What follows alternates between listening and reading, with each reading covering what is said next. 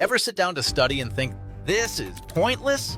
When am I ever going to use this in my life? You stare at the notes, flip a page, and your brain already wants to quit. Next thing you know, you're scrolling TikTok, binge-watching dumb videos, or just lying in bed like an idiot. Why does this happen? Because your brain's wired to hate pain, and right now it thinks studying is pain. Every time you call it boring, useless, or pointless, you're literally training your brain to avoid it even more. And once your brain locks onto that pattern, it won't stop sabotaging you. That's why I'm about to reveal 7 steps so powerful they'll break that cycle and reprogram your brain to actually work for you. So, let's get started. 1. Remember your why. All right, dumbass, let's cut the crap. You're sitting there whining. Studying feels pointless, like some tragic Disney princess waiting for a GPA fairy godmother to save your sorry ass. Newsflash, nobody cares about your tears, only your results. So here's the deal. Ask yourself why the hell you're even doing this. Do you want that shiny GPA so you can flex it on LinkedIn, get into med school, or just shut your parents up at the dinner table? If you don't know your why, then congrats. You're basically a hamster running on a wheel, getting nowhere but still sweating like an idiot. And listen, if your why is weak, like, I just want to pass, then no wonder studying feels pointless. You're aiming lower than a limbo bar at a kid's party. But if your why actually matters, then write it down, tattoo it on your forehead, or scream it in the mirror every morning until you believe it. Because every time you feel like throwing your book across the room, your why is what drags your dumbass back to the desk. 2. Accept your negative thoughts. Oh, so you're sitting there thinking, studying sucks, I'm dumb, I'll never make it. Congratulations, you've just unlocked level 1, self-pity idiot mode. Listen, dumbass, your negative thoughts aren't a crystal ball showing your tragic future, they're just noise. They're like pop-up ads in your brain, annoying, irrelevant, and begging to be ignored. You don't need to fight them, just notice them and move the hell on. The trick is to stop acting like your emotions are the CEO of your life. They're not the boss, they're interns at best. They show up late, spill coffee everywhere, and cry in the bathroom, and yet you're letting them run your life? Idiot! Accept the crap thoughts because they'll pass, just like that crush who ghosted you in 3 seconds flat. 3. Reframe your thoughts. Okay, idiot, step 2 was noticing the crap in your head. Step 3 is rewriting it before it rewrites your future. Your brain's like a crappy Netflix algorithm. If you keep feeding it failure thoughts, it'll only recommend more failure. Oh, you liked I suck at everything. Here's drop out and live in your mom's basement. Reframe this crap. Stop freaking out about being perfect and just focus on moving forward, even if it's pathetic baby steps. Tell yourself, I'll just do my best and be a little less useless today. And that's exactly what I did. 4. Plan before bed. Right now, you probably feel like studying is pointless, right? Well, genius, maybe it is because you go to bed every night without a damn plan.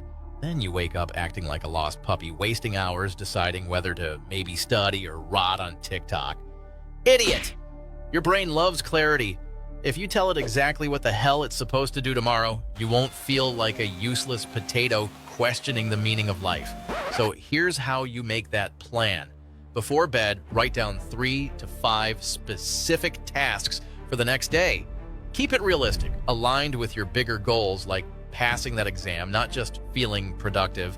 That way, when you wake up, you're not negotiating with your lazy brain. You're just following the damn script. 5. Study for 5-10 minutes. Now that you've actually made your bedtime plan, it's time to use it. Just pick one pathetic little task and commit to 5 minutes. Yeah, 5. Even your goldfish brain can handle that.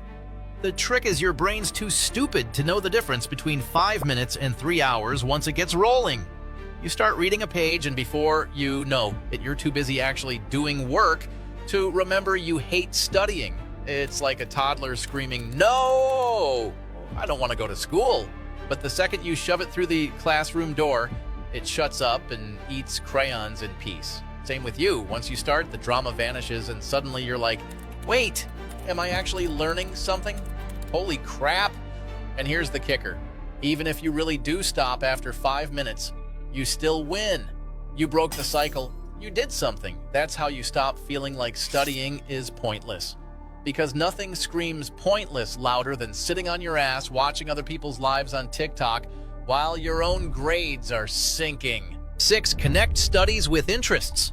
Maybe if you tied your studies to something you actually care about, you wouldn't feel like a prisoner in textbook jail. If you're into cooking, connect chemistry to why your dumb cake collapses every time. If you're into sports, connect physics to why your dumb basketball shot always bricks, idiot. School isn't just about memorizing crap you'll forget in a week.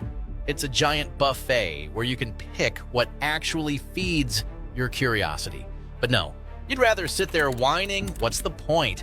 When you chase interests outside the stupid curriculum box, studying stops feeling like punishment and starts feeling like fuel. Suddenly, you're not just studying for grades, you're studying for life. 7. Track your damn progress. You keep whining that studying feels pointless, but that's just because you're too stupid to notice the tiny wins you're actually making. The fix is to track them. Grab a cheap notebook or a notes app and title it Proof I'm Not Useless. Every time you finish a task, write one line, Reviewed Biology Chapter 3. Did 10 math exercises on limits, reviewed 20 history flashcards. Keep it stupidly simple. At the end of the week, look back at the list. That pile of small wins adds up into a giant middle finger to your pointless thoughts. And here's the real kicker. Tie those wins back to your bigger goals. You're not just checking boxes. You're building the damn bridge to your end game. That exam, that degree, that career you won't shut up about. Suddenly, it's not pointless anymore because every line in your little notebook screams, I'm crawling closer to what I actually want. And if you want to learn how to actually study before it's too late, click